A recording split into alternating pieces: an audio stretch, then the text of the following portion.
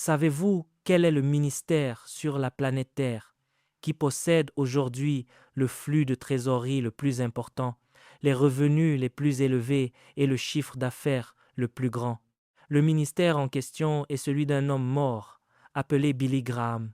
Avant de continuer cette vidéo, juste pour rappeler que nous avons notre livre Les Généraux de Dieu qui est désormais disponible. Si vous voulez connaître plus sur les Généraux de Dieu, si vous voulez connaître leur histoire, qu'est-ce qu'ils ont fait pour avoir cette onction, comment ils ont fait, quelle est leur routine spirituelle, et donc ces 25 biographies, le lien dans la description de cette vidéo pour pouvoir télécharger le livre rapidement. Que Dieu vous bénisse abondamment. Billy Graham est décédé il y a environ 4 ou 5 ans. Jusqu'à présent, aucune église sur terre n'a un flux de trésorerie comparable à celui du ministère de Billy Graham.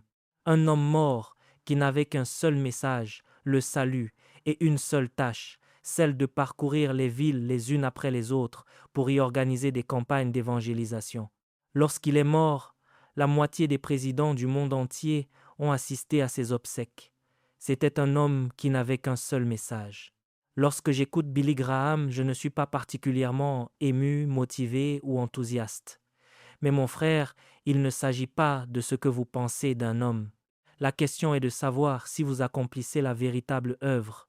Au fil du temps, un autre homme a pris la première place en tant que ministère, ayant le chiffre d'affaires financier le plus élevé au monde. Il s'appelait Reinhard Bonnke. Il n'avait qu'un seul message. Il n'avait qu'une seule œuvre, qui consistait à aller de ville en ville. Il n'avait pas d'église. En effet, certains d'entre vous pensent que si vous n'avez pas d'église, vous n'avez pas d'argent. Pour ma part, je n'ai pas d'église et il se peut que je n'en ai plus jamais. Je me consacre aux missions extérieures. Et c'est ainsi que Reinhard Bonnke est devenu, en son temps, l'homme qui possédait le flux de trésorerie le plus important. Puis, il y a eu un autre homme qui a également surpassé Reinhard Bonnke pendant une certaine période. Qui était cet homme, Jimmy Swaggart? Dès que vous accomplissez l'œuvre qui tient à cœur à Dieu, Dieu fait pour vous ce qu'aucune femme ni aucun homme ne peut faire.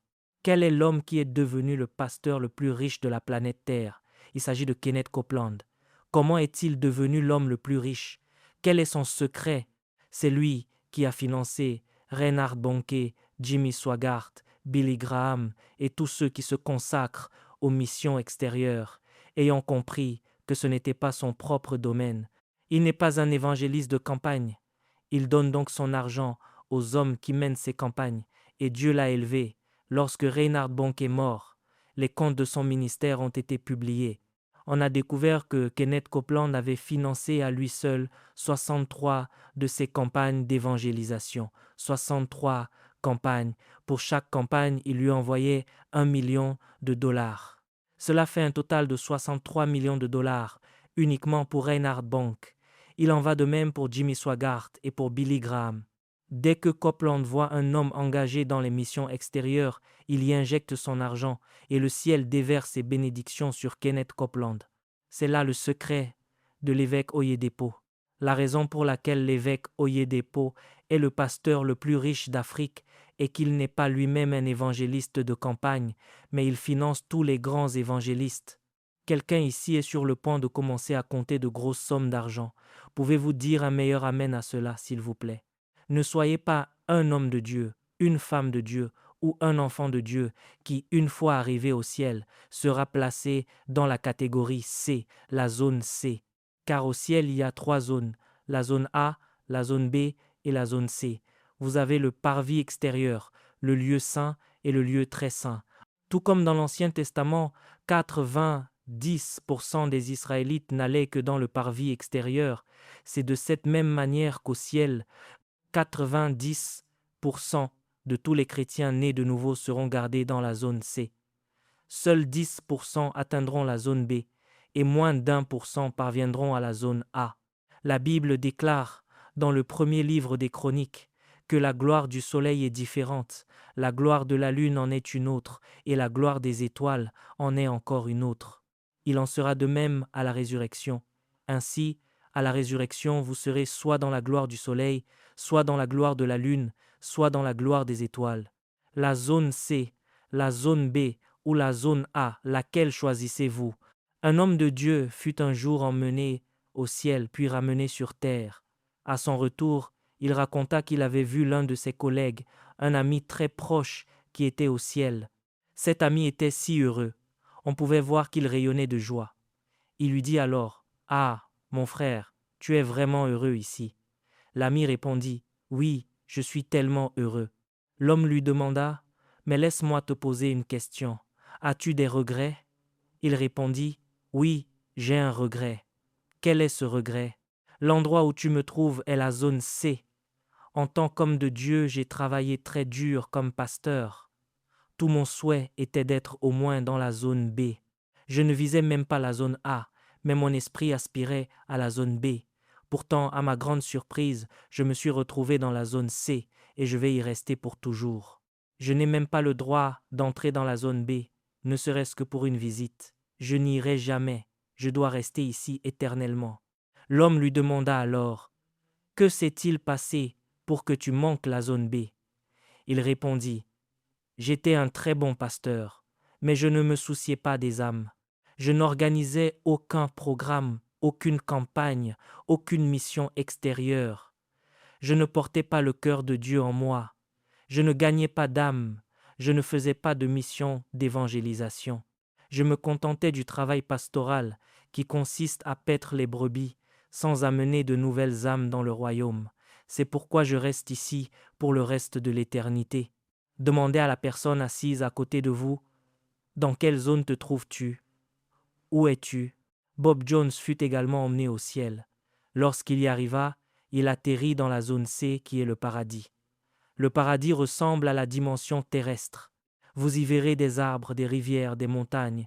Cela ressemble beaucoup à la terre, parce que les personnes qui accèdent à la zone C appartiennent davantage à la terre qu'à la dimension éternelle. Ainsi, lorsqu'elles arrivent au ciel, elles ne peuvent entrer que dans le lieu qui est le plus proche de la terre. En débarquant dans cette zone, Bob Jones se sentit tellement chez lui qu'il eut l'impression de pouvoir y rester pour le reste de l'éternité. Il était très heureux. Après un certain temps, l'ange du Seigneur lui dit, « Viens, le Seigneur m'a ordonné de t'escorter dans la zone B pour une visite. » Dès que l'ange l'introduisit dans la zone B, toute force et toute vie quittèrent son corps. Il tomba face contre terre. Lorsqu'il leva les yeux, la gloire de la zone B était si intense que l'éclat en était insoutenable pour son regard. Son cerveau souffrait d'une terrible migraine et il s'écria, « S'il te plaît, sers-moi de guide pour sortir d'ici, je ne peux pas supporter cet endroit. » Ils durent lui fournir une protection semblable à des lunettes de soleil, non pas seulement pour les yeux, mais pour tout son corps, afin de supporter cette gloire. L'ange lui dit alors, « Si tu ne peux pas supporter la zone B, qu'en sera-t-il de la zone A ? Tu en mourrais. » Ils durent donc le traîner hors de la zone B pour le ramener dans la zone C. L'apôtre Sadhu Sundar Selvaraj fut emmené au ciel. Il visita la zone A, la zone B et la zone C. C'est l'une des plus grandes voies de l'Inde. Le Seigneur lui dit que la zone A est réservée à ceux qui sont les amis de Dieu. Le Seigneur ajouta, « J'ai très peu d'amis sur la terre. Il y a des villes entières et même des pays entiers où je n'ai pas un seul ami. La zone B est pour mes serviteurs et la zone C est pour mes enfants. Mon Dieu, c'est saisissant. C'est pourquoi, mon frère, vous devez commencer à vous investir dans les missions extérieures, les œuvres missionnaires, les campagnes et le gain des âmes. Même si vous ne pouvez pas diriger une grande campagne d'évangélisation, qu'est-ce qui vous empêche d'apporter un haut-parleur et de vous installer au marché? C'est votre plateforme, c'est votre tribune. Même moi, je le fais. J'ai l'habitude d'aller au marché. J'ai installé mes haut-parleurs avec les membres de notre communauté de prière. Jusqu'à aujourd'hui, je continue cette œuvre. En fait, nous allons en faire une autre cette année. Nous allons nous rendre au marché de Marien. Nous y installerons nos haut-parleurs et nous prêcherons. Mon frère, laissez-moi vous poser une question. Combien de campagnes d'évangélisation avez-vous menées depuis que vous êtes devenu le dirigeant principal de votre ministère? Combien de campagnes depuis que vous avez répondu à l'appel? Combien en avez-vous faites? Laissez-moi vous dire une chose. Chaque campagne où vous vous êtes rendu en tant qu'évangéliste invité n'est pas votre campagne. Vous étiez invité. D'autres personnes l'ont financé. Lorsque vous avez fini de prêcher, on vous a remis une offrande. Vous avez déjà reçu votre récompense. Celle-ci n'entre pas dans votre compte céleste. Je vous demande combien de campagnes vous avez exécutées vous-même. Ce sont ces œuvres-là qui sépareront les hommes des enfants dans l'éternité. Ce sont pour ces œuvres-là que le ciel est prêt à vous verser un salaire. J'écoutais mon propre père spirituel, l'évêque Dag Heward-Mills.